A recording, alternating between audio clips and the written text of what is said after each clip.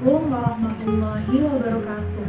Perkenalkan, nama saya Hanan, mahasiswa dari Program Studi Pendidikan Matematika Universitas Swadaya Gunung Jati, Cirebon. Di sini saya akan melakukan tutorial mengenai olah data uji validitas dan reliable menggunakan Minitab. Nah, jadi di sini kita sudah ada data terkait tes kemampuan matematis siswa kelas 11. Nah, kita akan melakukan dua uji terkait instrumen ini. Apakah instrumen ini berkualitas atau tidak?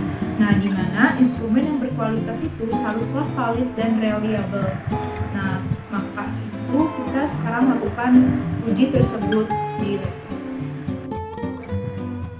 Nah, jadi kita akan melakukan uji validitas dan reliabilitas. Nah, jadi untuk uji yang pertama adalah kita akan melakukan uji validitas terlebih dahulu. Nah, uji validitas ini untuk menunjukkan tingkat-tingkat kevalidan pada suatu instrumen. Nah, suatu instrumen yang valid itu mempunyai validitas yang tinggi. Sebaliknya, jika instrumen itu tidak valid, maka mempunyai validitas yang rendah. Nah, jadi kita di sini sudah memperoleh data-data.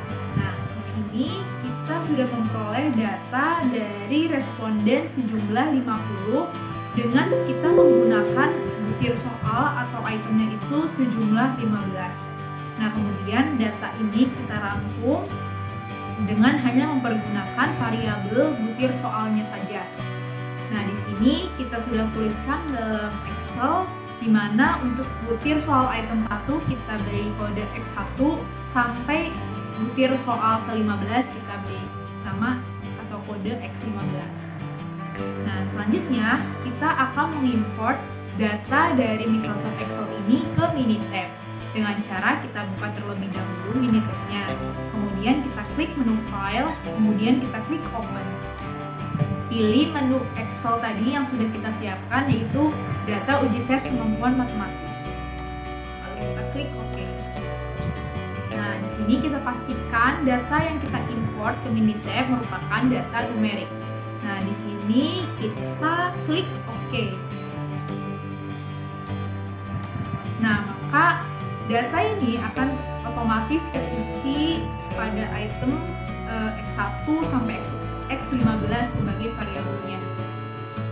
Oke, jadi di sini kita akan melakukan uji validitas terkait kemampuan matematis siswa kelas 11. Nah, soal tes yang diberikan merupakan soal uraian sehingga terdapat skala penilaiannya, yaitu dari skor 1 sampai skor 10 yang bersifat tadi ya numerik ya. Nah, jadi sebagai kriterium diambil hasil dari tiap responden yang akan dicari validitasnya. Nah, untuk tiap-tiap item diberi kode dari X1 sampai X15. Nah, selanjutnya kita hitung terlebih dahulu skor total dari jawaban-jawaban responden dengan cara kita kalkulasikan. Kita masuk ke menu kalkulasi, lalu kita pilih kalkulator. Nah, di sini kita jumlahkan untuk semua item-itemnya dari item X1 sampai X15. Di sini kita beri nama variabelnya itu skor total. Lalu untuk expressionnya kita masukkan X1 dijumlahkan hingga X15.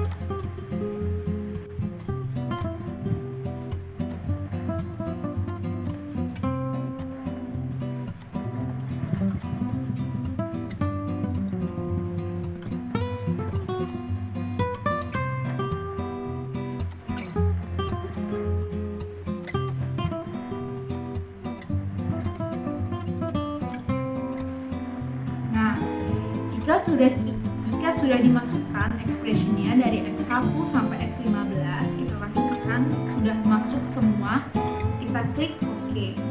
Maka di sini akan muncul variabel baru yaitu skor total. Nah, selanjutnya kita bisa melakukan tahapan selanjutnya yaitu uji validitas. Nah, uji validitas ini kita bisa ke menu Start, terus kita ke basic statistik, lalu kita ke correlation.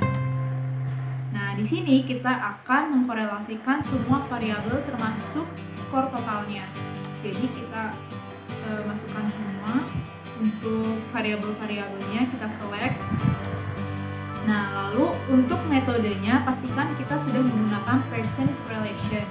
Nah, lalu centang untuk si display p-value-nya, display p-value-nya. Lalu kita klik OK. Nah,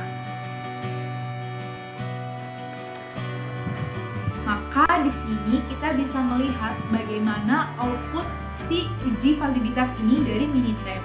Nah, di sini kita menggunakan tingkat signifikansi sebesar 0,05.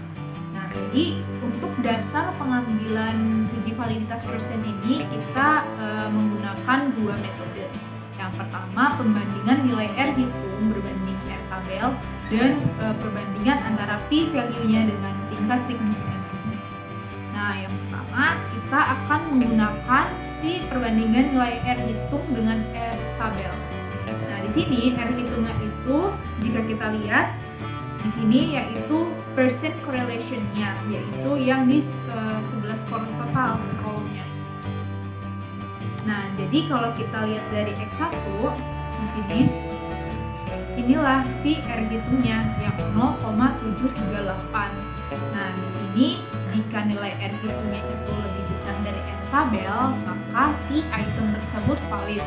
Nah, jadi untuk nilai R tabelnya ini kan kita menggunakan respondennya itu sebanyak 50 ya. Nah, berarti untuk R tabelnya itu sebesar 0,2787 pada signifikansi 0,05. Kita cek ya, dari X1 sampai X6 ini nilainya lebih besar daripada R tabel. Nah, maka untuk X1 sampai X6 ini si itemnya itu valid. Jika dari X7 sampai X12 kita cek di R hitungnya, nilai-nilainya pun lebih besar daripada R tabel, maka si item-item tersebut juga valid. Nah, untuk R13 sampai R15 juga nilainya lebih besar daripada R tabel, makanya item-item tersebut valid. Nah, kemudian kita menggunakan metode yang kedua, yaitu dilihat dari p-value-nya.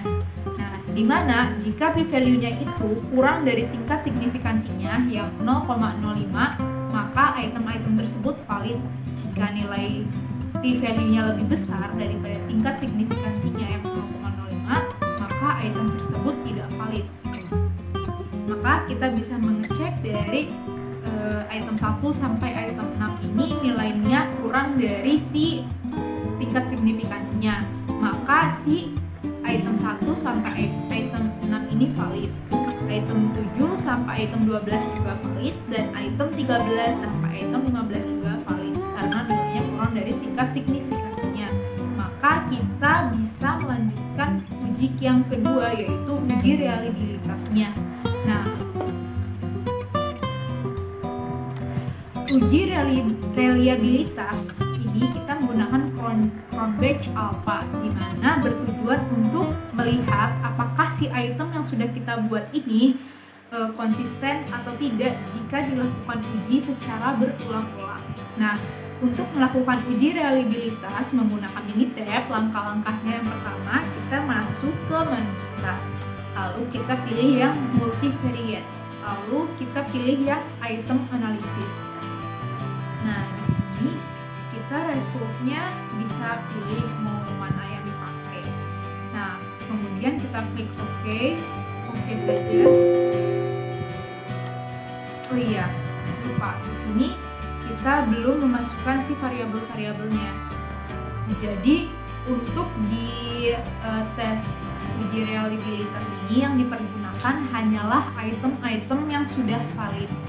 Nah, maka karena tadi kita sudah mengecek bahwa semua item yang kita pergunakan ini valid, maka kita bisa masukkan semua item-item ini ke uji reliabilitas. Maka kita select, kemudian kita klik OK.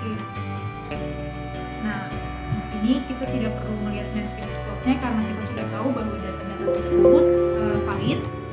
Di sini kita hanya melihat dari Cronbach alpha-nya saja.